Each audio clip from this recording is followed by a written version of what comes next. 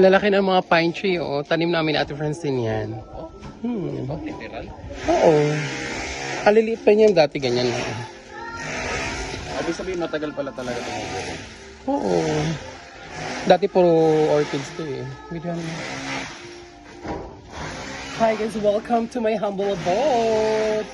So this is one of my property. Medyo hindi na naasikaso, look. So this is used to be a grocery before. Kita ba ako dito? This is used to be a grocery before. Then, ang dami kasing ganap, ang daming gumawa. Ngayon naging abandoned. Look, so we planted these pine trees back in 2010. Dito puro orchids before to.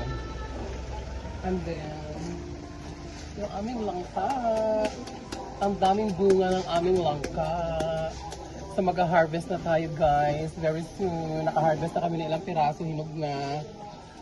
So itanim pa to ni Francine. Yung aking best friend. Nakasama ko dito sa bahay before. Ang dami namin tanim. Look, ang laki na. So welcome. This is used to be the back garden. Kasi ang main house ko sa kabila. So, come here. So, there. Medyo madilim. Madilim. Okay lang, hindi naman. Maaraw naman eh. There. So, look. Ito, pagpasok dito, ito yung kitchen. So, yun yung main house ko. Wala na yan. Nabenta na yung main house. So, ito na natira sa akin. So, this is part of the main house before. Since magkahiwalay ng lote to, ito na yung natira sa akin. Medyo, ano pa nang gagawin ko. Yung kitchen ko hanggang pa doon pa yun. So, welcome to the grocery. Ito, ganito siya kalaki guys. Buksan mo lang para maliwanag. Madilim?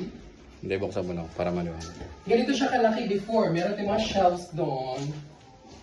Ngayon naging bodega siya ng aking brother.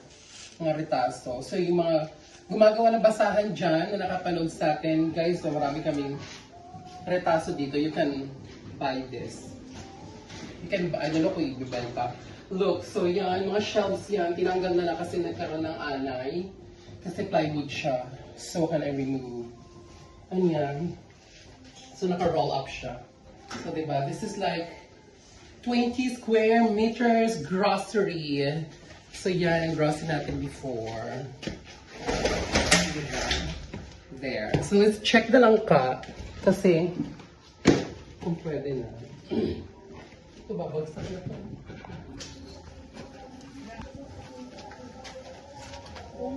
Pwede na kunin yung laro. Kaya malaki. Oo.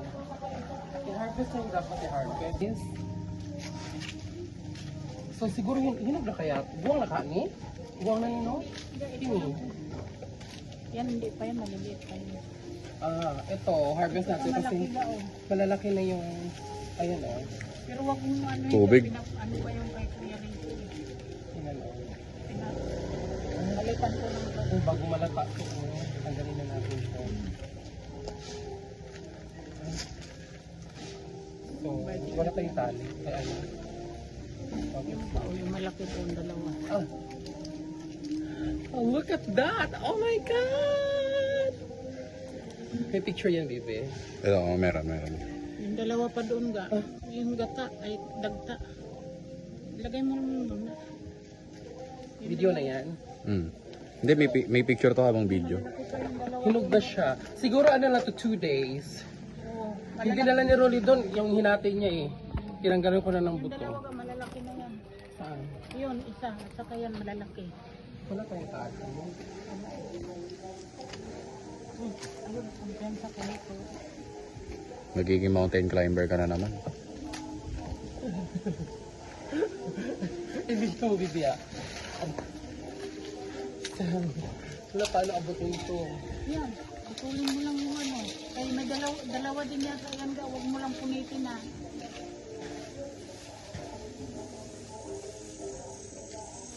Baka may antik. Isa lang to. Isa lang. Pwede na to, te. Oo. Dapat pala pinadala mo kay Rolly to kahapon para ano? Hindi man ako marunong magtingin kung matanda ng ano. Ayun oh. Ikutin mo lang ga. Ang bigat na ko. Minsan doon malaki na. Dapat may itak tayo. Ang bigat niya guys. Pwede naman magbukla eh. Kaya nga. Ah! Picture. Baba mo yan. Ah. Amutin mo. Guwang na yan. Uy, huwag mo ibagsak. Parang tao na. Ayun pa itaga, malaki din yun. Akin yun. Ginawang hollow blocks eh. Hindi kasi eh. Kala ko maliliit pa yan eh. Ito, Ay, ibalot. malot ulit. Saan pa? Ayun. Ay, ala, nasira na to oh. Ah, Nalaglag. huwag na lang yan da. Nabulok na. Puri na natin. Kaya, Ay, sagdi lang da. hindi natin, baka hinugat to, maliit na hinog. Paano nalagyan ng sako yung taas, yung bayat na niyan? Kuya Ricky, siya yung pinaakyat ko dyan. Delikado ba yan? Oh, nakaakyat yan dyan. Oo. Payat naman si Kuya Ricky. Ayos, buti di nagiba. Ang bait nga ni Kuya Ricky. Pinaakyat ko yan.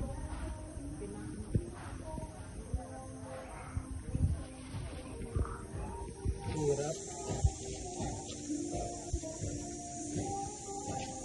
Pwede man tayo mag-book ng grab ka. Maakyat mo dito. Hirap to. Oh, dilaw na siya.